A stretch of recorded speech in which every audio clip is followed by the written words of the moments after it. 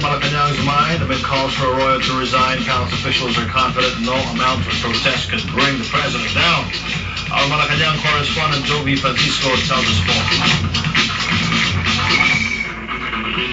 Call it the best of timing. Malacanang courts the danger of being toppled by a new people power movement by belittling moves to oust President Arroyo at a time that the nation remembers the 22nd anniversary of the first EDSA revolution.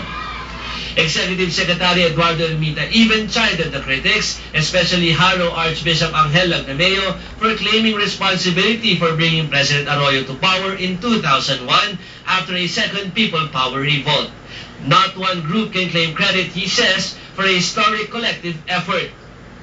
Everyone is entitled to say anything about whether they're disappointed or not disappointed with anyone. Number two, I think they cannot lay claim that sila lamang ang naglagay kay Presidente sa kanyang kinaluluplukan dahil si EDSA 2. Ermita claims Lagdameo may have been speaking only for himself and not for the country's 81 bishops, 14 archbishops, and 2 cardinals. This despite the fact that he serves as the CBCP's president. A veteran of the first 2 people power revolts, Ermita then enumerated the factors why he believes any new people power movement will not succeed at this time. That's our assessment. Naniniwala kami that the conditions as well as the reasons in the present, the realm of possibility is very wide, you know.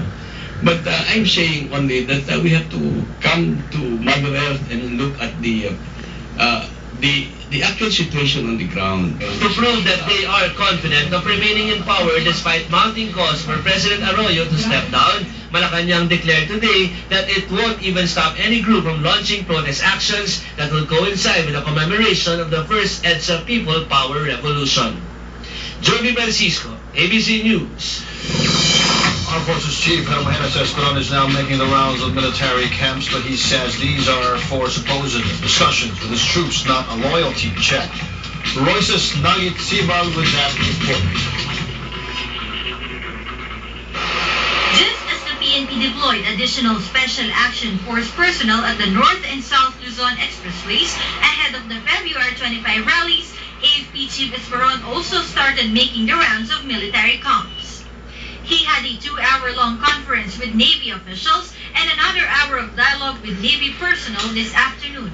He's also set to visit the Air Force tomorrow. The military chief claims these are purely operational and not a loyalty check. He says the armed forces remain solid behind the Arroyo administration, but admits the military is getting concerned with current political controversies. Kami ay hindi nagbibigyan, hindi rin kami bigay. Makikinig kami. Alam namin yung mga issues.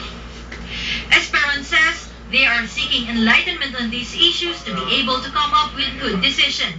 But he refused to elaborate on what needs to be decided upon.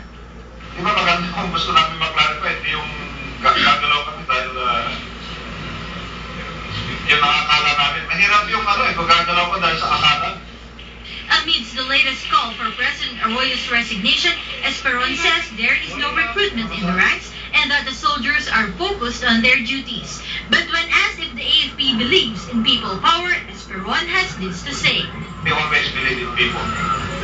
O kung talagang people power yun, it is not for us to say na wala yan. Royces Nagit Sibal, ABC News. Pro-Arroyo Congressman stays a version of the